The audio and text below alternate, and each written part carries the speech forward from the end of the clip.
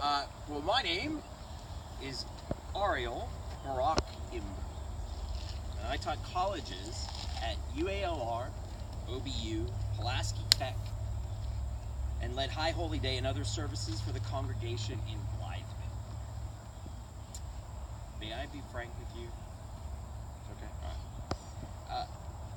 Having explained the theories of the greatest thinkers of all time in philosophy and religion, please understand that I would much rather be talking to you about one of them than me. But as I thought about it, and there's plenty of time for deep thinking here, I realized that the thread that runs through my life is teaching people about how rich and meaningful Judaism can be. You know how Shrek describes himself as an onion? You know what I'm talking about? Because why? He has layers. Layers, yes. Judaism is like that too. Lots of layers. And life is really all about figuring out how to live.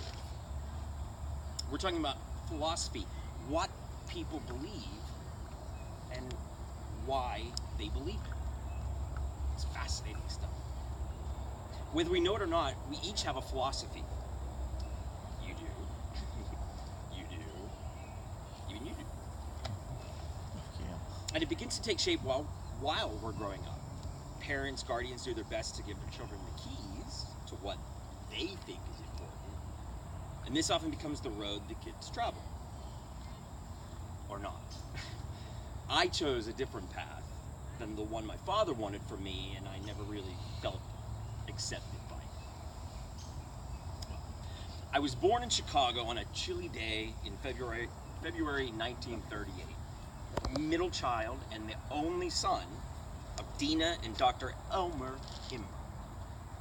Meryl Sue was 2 years older and Evan was 6 years younger.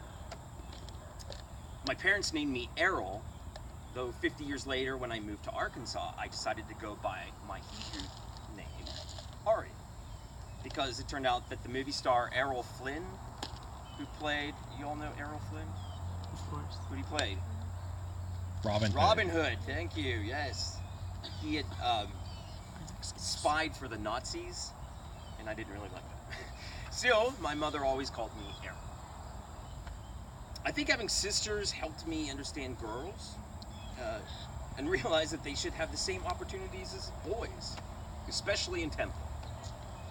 When Annabelle and I were married in 1990, we broke tradition by each breaking a glass.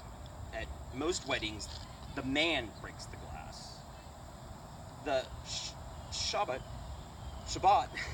following the week I died in 2001, we had been scheduled to do candles and Kiddush that night, but I was going to light the candles while Annabelle recited the Kiddush instead of the usual way. I favored fair treatment for animals too. I was a vegetarian, then later a vegan, and did not wear leather. I was the driving force behind the temple offering vegetarian options. My personal philosophy had more to do with giving than getting. I wanted to help people. And I needed to live a life that was consistent with my values. My father became a dentist because his parents had come from Poland and had decided that he was the one of their 4 children who would get an education. He wanted me to be a dentist too, but I was much more interested in the wisdom involved in learning and teaching than I would ever be in wisdom teeth. Mom's family had emigrated from Romania. She'd grown up living above the store they owned. She hadn't grown up religious and politely declined going to Orthodox shul. Dad, my sisters, and I attended. I loved studying Torah and Talmud, but had trouble understanding how my mom and dad could eat ribs on paper plates at home, as if it was okay to eat something that wasn't kosher, as long as you didn't use your kosher dishes. Apparently, this was a family thing. My Aunt Dora would hide the ham under the bed when Grandpa Imber would visit, as if he wouldn't be able to smell the pork. I'm going to give you some quick snapshots so we don't run out of time. If I wanted to teach, first I'd need to learn. College degree in political science and sociology. Army in Korea as a Jewish chaplain's assistant. Cool job. I got to drive the Jeep. Once we were so deep in conversation, we didn't realize that we'd gone across the DMZ. That means demilitarized zone. I put that Jeep in reverse and nervously backed up. I met my first wife, Barbara, in Korea. Her parents worked in the U.S. Embassy. Then we lived in Denver before moving to Israel. We lived there twice. First, I worked for the Israeli Public Housing Authority with new immigrants.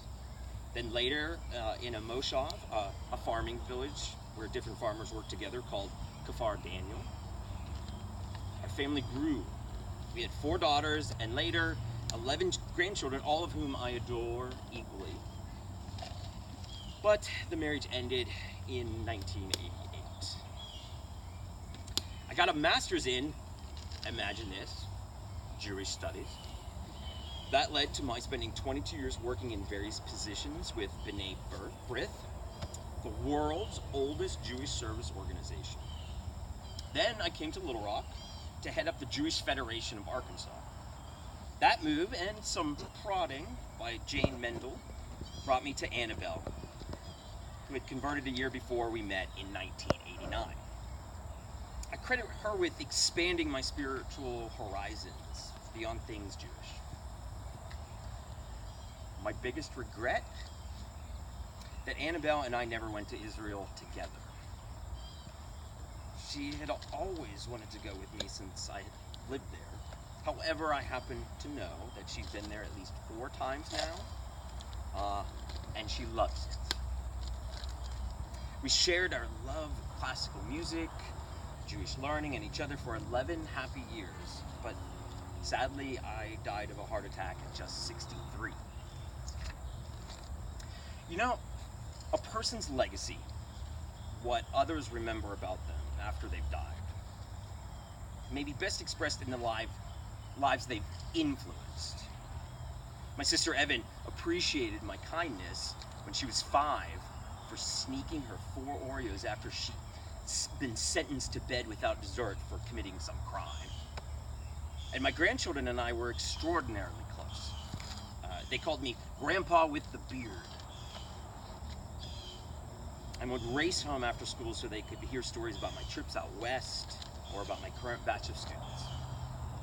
I'd purposely slam cabinet doors to wake them up on Saturday mornings for bagels and very competitive games of chess and checkers.